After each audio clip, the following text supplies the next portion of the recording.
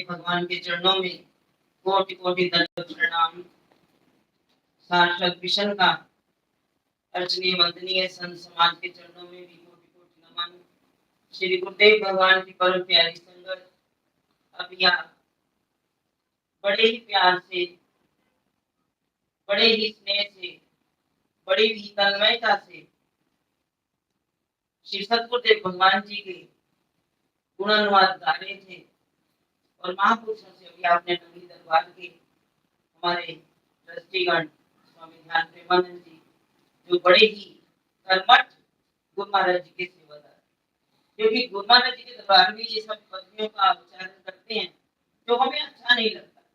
हम तो कहते हैं गुरु महाराज जी के सेवादार हमें बने रहे, हमें दर की सेवा मिलती रहे। ये भी ऐसे ही महापुरुष है, अपने लिए कुछ नहीं चाहते और हजूर महाराज जी ने भी यही सिखाया कि मिट के रहना है, कुछ बनना नहीं। क्योंकि महाराज जी के सत्संग आपने सुने, आपने कई बार सुना जो पुरानी रूहें हैं और जो नए भक्त हैं उन्होंने गंगोत्री में पढ़ा, लेकिन उसमें महाराज जी ने कहा बनने से पहले बिगड़ो, बनने से पहले बिगड़ना पड़ेगा तब तुम पर निखार आएगा। और मुझे क्योंकि हम आज जो है कार्तिक का महीना जैसे हम लता बहन जी के दिन हमें मिल रहे हैं, एक तो स्वामी जी का जन्मदिन मना रहे हैं और एक कार्तिक का महीना है।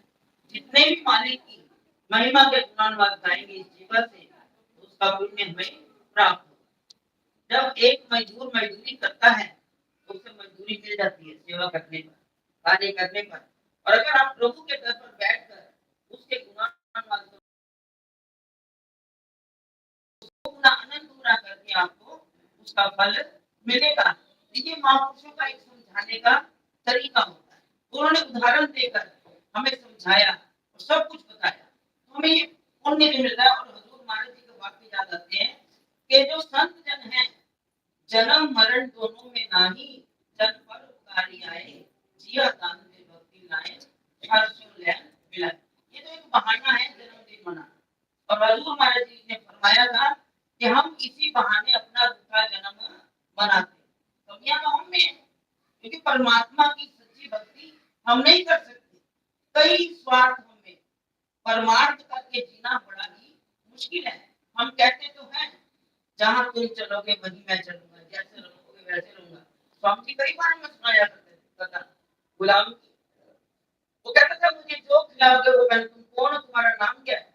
गुलाम खरीदने की प्रथा थी। एक गुलाम को किसी ने खरीदा तो जब उससे कहा कि तुम्हारा नाम, जो आप रखोगे, क्या खाओगे जो तुम खिलाओगे, जो पहनाओगे वही पहन कहते हैं, लेकिन करना पड़ा मुश्किल है। क्योंकि रामचरितमानस के अंदर लिखा है भरत जी ने क्या कहा था, सिर भर चलूं उचित मोरा, सब दे सेवक धर्म।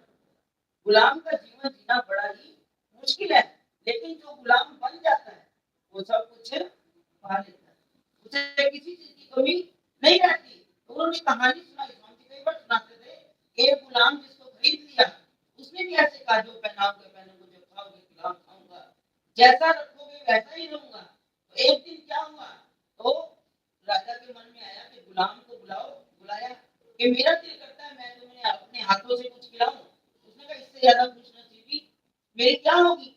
तो उन्होंने क्या किया, एक खरबूजा दिया, खरबूजा लेकर उसको काट कर खिलाने लगे। तो जब वो गुलाम उसको एक एक फांक देते जाते, वो चटकारे लेकर उसे खाता चला गया। जब आखिरी फांक रह गई तो वो राजा कहने लगा क्या बात है गुलाम, सारा खरबूजा तू ही खा लेगा।